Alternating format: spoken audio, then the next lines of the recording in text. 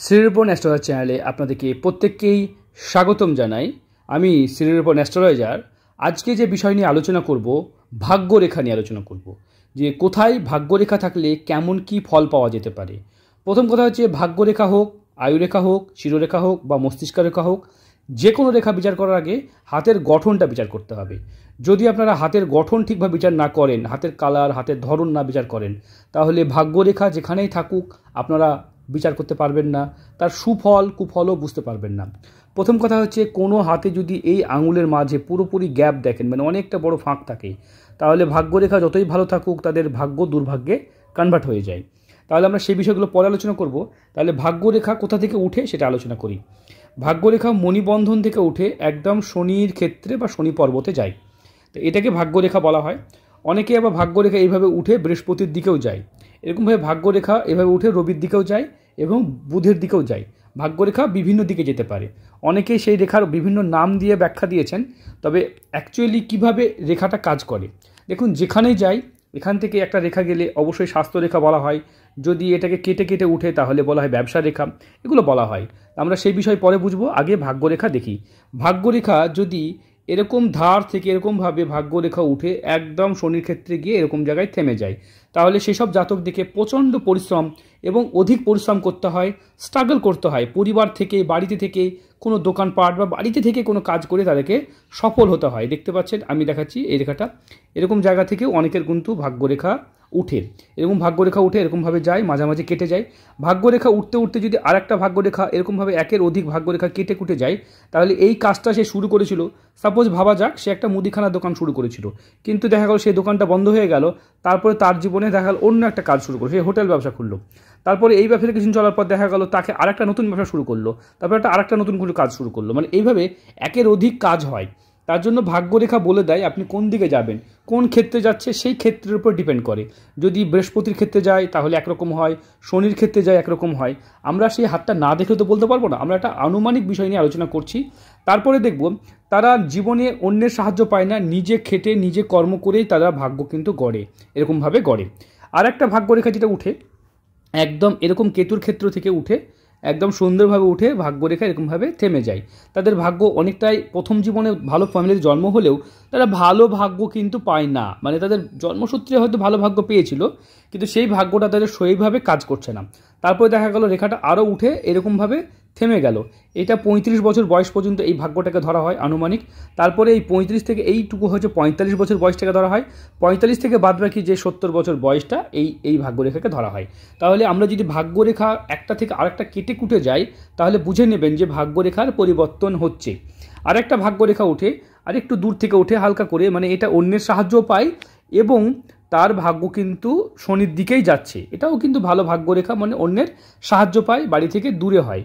যদি এরকম করে ভাগ্যরেখা দেখা যায় যে এরকম চন্দ্রের ক্ষেত্র থেকে ভাগ্যরেখা উঠছে, তাহলে অন্যদের হেল্প পায়। চন্দ্র একটা এমন গ্রহ, মানে এইখানে থাকলে নিজের কষ্ট দ্বারা, এই দিকে থাকলে হেল্প দ্বারা, মানে বন্ধুবান্ধব বা পরিবারের, এটা পরিবারের সদস্যদের জন্য, এটা বাইরের বন্ধুবান্ধবের দ্বারা বা অন্যান্য কারোর দ্বারা হেল্প পেয়ে ভাগ্য হয়।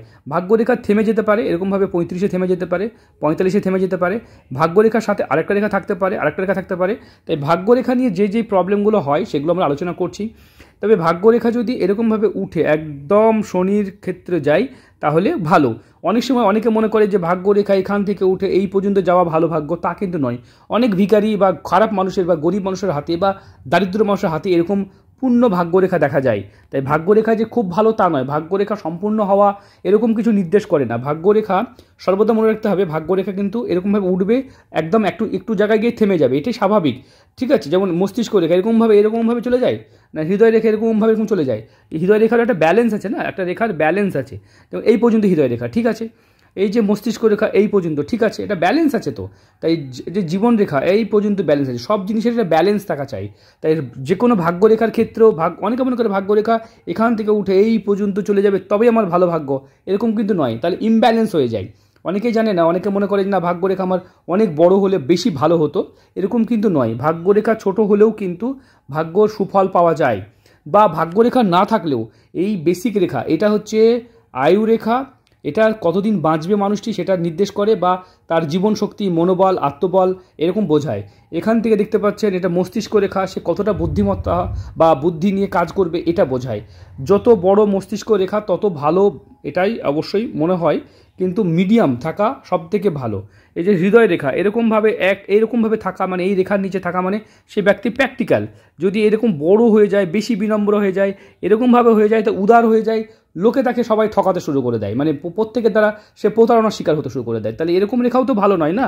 তাহলে এরকম রেখা যাদের মনে করেন ভাগ্যরেখা এই পর্যন্ত হবে, এটাও তো ভালো জিনিস নয়। তাই ভাগ্যরেখা বুঝেছেন। এবার ভাগ্যরেখা যদি এরকম চন্দ্র এরকমভাবে সেপারেট হয়ে যায় এবং আমরা আলাদা কালার দিয়ে দেখাবো, ভাগ্যরেখা সেখান থেকে উঠে যায়, তাহলে নিশ্চিত করে বলা যায় যে সেই জাতক বিদেশে গিয়ে ভাগ্য উদয় করবে। বিদেশ যাওয়ার অনেকগুলো যোগ হতে পারে। বিদেশ যাওয়ার এই যে আয়ুরেখা দেখতে পাচ্ছেন, আয়ুরেখা থেকে যদি কোনো একটা শাখা রেখা এরকমভাবে বেরিয়ে আসে, এটাও কিন্তু বিদেশ যাত্রাকে নির্দেশ করে। কিংবা যদি দেখা যায় যে চন্দ্র থেকে একাধিক রেখা এরকমভাবে কেটে দেয়, এটাও কিন্তু বিদেশ যাত্রাকে নির্দেশ করে। বা এরকমভাবে সম্পূর্ণ চন্দ্র আলাদা হয়ে যায়, সেটাও কিন্তু বিদেশ যাত্রাকে নির্দেশ করে, মানে বিদেশ যাত্রা। এবার বিদেশ থেকে ভাগ্য উদয় হলে চন্দ্র থেকেই দেখা হলো এরকমভাবে ভাগ্যরেখা উঠছে, ঠিক আছে, এরকমভাবে উঠছে ভাগ্যরেখা একের অধিক। তবে অনেকের আবার হাতে দেখা যায় চন্দ্র এরকমভাবে চন্দ্র থেকে একাধিক এরকম রেখা উঠছে, তারা কিন্তু ভৌতিক বা অলৌকিক জিনিস দেখতে পায়, ভূত প্রেত বা ভৌতিক ব্যাপারটা দেখতে পায়। অনেকেই ভূত আছে কি না এটা বিতর্কের বিষয়, আমরা এই বিষয়ে যাব না। তবে অনেকের নার্ভ দুর্বল থাকে, তাদের জন্য তারা দেখতে পায়। যাই হোক, এখন আমরা যে বিষয়টা বলছিলাম, দেখুন এখান থেকে যে রেখাটা উঠেছে, এই রেখাটাকে আমরা স্বাস্থ্যরেখা বলে চিহ্নিত করব। স্বাস্থ্যরেখা ভাঙা কাটা ভালো নয়। স্বাস্থ্যরেখা যখনই কোনো রেখা ঠেকে কেটে উঠবে, এটা স্বাস্থ্যরেখা বলা হবে। এবং ব্যবসা রেখা দেখুন এখান থেকে যে রেখাটা উঠেছে, এটাকে ব্যবসা রেখা বলা হবে। ব্যবসা রেখা এরকম করে উঠে এরকমভাবে যায়, এটাও কিন্তু সে ভাগ্যরেখারই ভাই। বুঝতে পেরেছেন? এখান থেকে একটা রেখা দেখুন, এই জাতককে দেখুন রবি রেখা, প্রচণ্ড নাম সম্মান ফেম যারা পেয়ে থাকে তাদের কিন্তু এই ওপর থেকে রবি রেখা একদম সুন্দরভাবে নেমে এরকমভাবে চলে আসে। এটা কিন্তু ভাগ্যরেখারই ছোট ভাই বলতে পারেন, মানে ভাগ্যরেখা যে ফল দিত সেই ফলই দিচ্ছে, কিন্তু এটা রবির ক্ষেত্রে গিয়ে, তার জন্য এই রেখাটার নাম রবি রেখা হয়ে যাচ্ছে এবং রবির যে সুফল সে পাবে। রবির সুফল মানে কি? নাম, রবি তো কিং, রাজা, তাই রাজার যে সুফল মানে কিংয়ের যে সুফল, মানে সেই জাতক এলাকায় ভীষণ ফেমাস হয়ে যায়, সমাজে তার বিরাট প্রতিপত্তি, সমাজে অনেকে তাকে চিনবে এবং সমাজে অনেকে তাকে জানবে, এরকম দেখা যায়। এবং দেখুন ভাগ্যরেখা যদি এখান থেকে উঠে এখানে উঠে এরকম একটা রেখা দ্বারা রহস্য রেখা তৈরি করে, তাদেরকে রহস্য রেখা বলা হয়। তারা ভগবান প্রদত্ত রেখা, মানে তারা অতীত বর্তমান ভবিষ্যৎ সব দেখতে পায়, ভালো জ্যোতিষীর হাতে কিংবা কোনো সাইকেট্রিস্টের হাতে বা কোনো মানে এমন কোনো ব্যক্তি যারা সব কিছু দেখতে পায়, আগে থেকে বুঝতে পারে, অ্যাডভান্স বুঝে যায়, এই রেখাটাকে দেখা যায়। এটা কেন হয়? হৃদয় রেখা এবং এই যে হৃদয় রেখা এখান থেকে বেরিয়েছে এবং এখান থেকে দেখতে পাচ্ছেন মস্তিষ্ক রেখা, দুটো সংযোগ হয়ে গেছে। হৃদয় মস্তিষ্ক সংযোগ হয়ে গেলে এরকম একটা ভালো কিছু দেখা যায়। দেখুন অনেকের হাতে আবার শনির ক্ষেত্রে এরকম লম্বা লম্বা রেখা উঠে এরকমভাবে ভাগ্যরেখার সাথে তৈরি করে। একাধিক উপায়ে, মাল্টিপল উপায়ে কিন্তু তাদের ভাগ্য উদয় হয় উপর দিকে। মানে বেসিকলি যদি বুঝতে চান তাহলে এই রেখাগুলো, সব রেখাগুলো কিন্তু মানে ভাগ্যরেখারই ভাই বা ভাগ্যরেখাই বলতে পারেন। মানে এই রেখাগুলো আমরা যে রেখাগুলো টানছি এগুলো কিন্তু সবই কিন্তু ভাগ্যরেখারই সুফলদায়ক রেখা। আপনারা হয়তো বুঝতে পারবেন কি জানি না, এগুলো সবই ভাবতে পারেন ভাগ্যরেখা মানে যেটা আমাদেরকে জীবনে উন্নতির দিকে নিয়ে যাবে, এগুলো সেই রেখা। প্রত্যেকটা রেখাই কিন্তু উন্নতি রেখা। এখান থেকে যে রেখাগুলো বেরিয়েছে সেগুলোও কিন্তু উন্নতি রেখা, মানে এরকমভাবে বেরোতে পারে। তাই প্রত্যেকটা রেখারই কিন্তু সুফল আছে, আপনারা আশা করি বুঝতে পারছেন।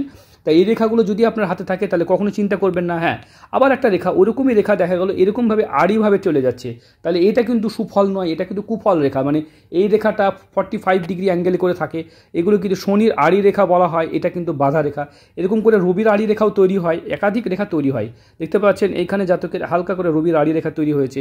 এগুলো কিন্তু এই রেখাটা যদি এরকম কেটে দেয় রেখাকে, তাহলে রবি তার কর্মজীবনে কাজ চলে যাওয়া বা কাজ ছেড়ে চলে আসার বা কর্মচ্যুত হয়ে যাওয়ার সম্ভাবনাকে নির্দেশ করে।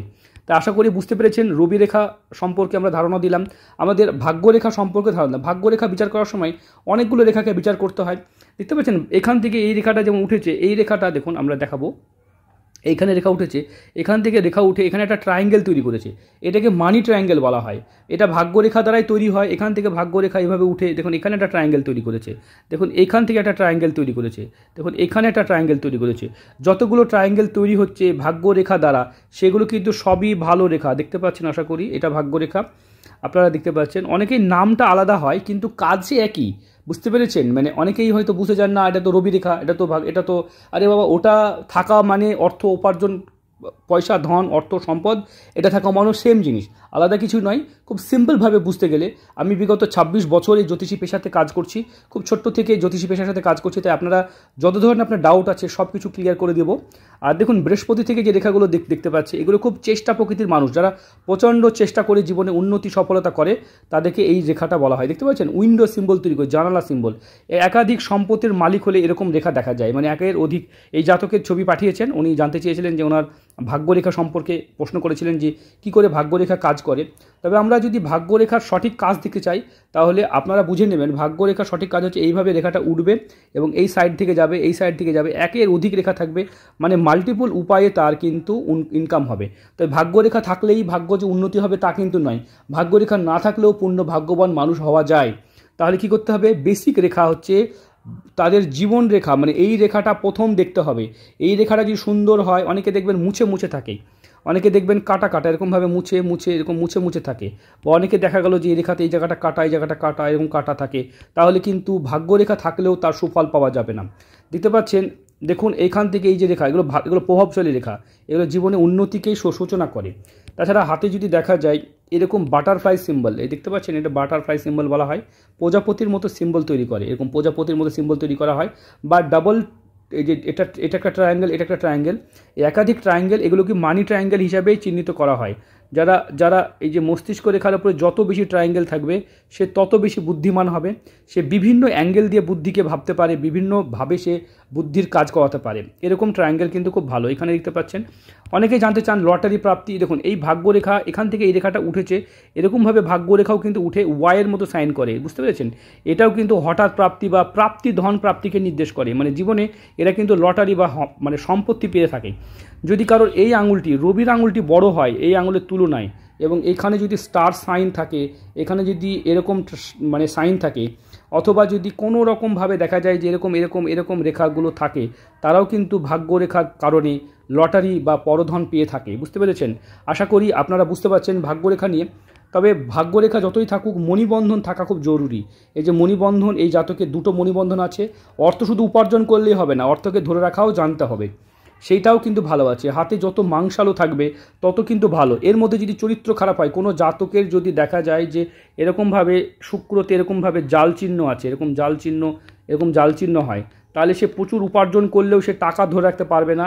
সে মানে মদ মেয়ে ছেলের পেছনে বা অন্য জায়গায়, মানে ভুল জায়গায় সে অর্থ নষ্ট করে ফেলবে। রাহুর ক্ষেত্রেও জাল চিহ্ন যদি থাকে, এরকম জায়গায় জাল চিহ্ন থাকে, তারাও কিন্তু নেশার মধ্যে তারা কিন্তু টাকা, অর্থ, পয়সা নষ্ট করে ফেলবে। তাই টাকা রোজগার করা খুব সহজ, কিন্তু সেটা ধরে রাখার জন্য কিছু গুণ বা ভালো কিছু দরকার আছে। আপনারা যারা নিজের হাত বিচার করাতে চাইছেন, স্ক্রিনে যে নাম্বার দেখতে পাচ্ছেন এই নাম্বারে যোগাযোগ করবেন। আমরা জন্মকুষ্টি, হাত, ফেস, সংখ্যাতত্ত্ব বিচার করে থাকি।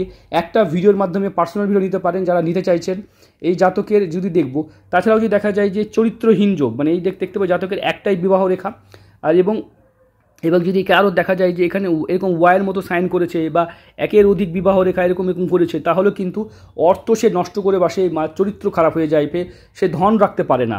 তাহলে এখানে বয়সসীমা বুঝতে হবে। দেখুন এই বয়সসীমাটা বুঝে নেবেন কোন বয়সে এগুলো হতে পারে। আপনারা যারা বুঝতে চাইছেন, এইখান থেকে যারা হাত দেখা শিখে চাইছেন তাদের জন্য ভিডিওটা করেছি। এইখান থেকে এই বয়সটা 25 বছর, এখান থেকে 50 বছর, এখান থেকে 75 বছর, এখান থেকে 100 বছর।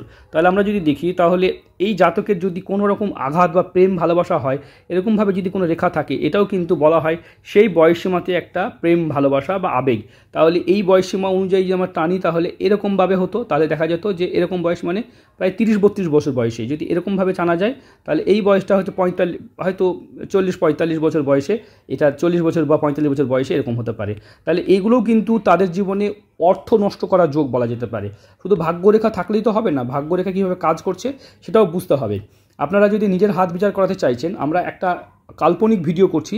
কাল্পনিক ভিডিওতে সব প্রশ্নের উত্তর দেওয়া যায় না, তাই ভাগ্যরেখা সম্পর্কে যতগুলো ডাউট হয় আপনাদের ক্লিয়ার করলাম। এরপরে আমরা আয়ুরেখা নিয়ে, মস্তিষ্ক রেখা নিয়ে, সব রেখা নিয়ে আলোচনা করব। বা আমাদের চ্যানেলে এরকম প্রচুর ভিডিও আছে, আপনারা গিয়ে দেখুন। সমস্ত বিষয়ে দেখলে আপনারা সুস্থ সুন্দর ধারণা নিতে পারবেন।